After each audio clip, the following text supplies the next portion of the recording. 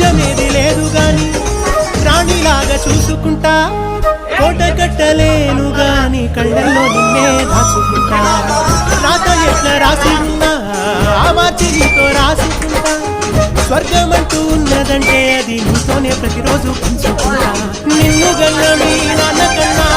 నారు ముందుగా సాగుకుంటా నీకు కోపం వస్తే కొంత దూరం ఉంటా నువ్వు గీత గీస్తే నేను దాటనంటా కంట నీరు కంటి రెప్ప నాటకుండా కాటుకై కావలుంటా రాంబాయి ఏనాడు నిన్ను వీడిపోని నీడైతనే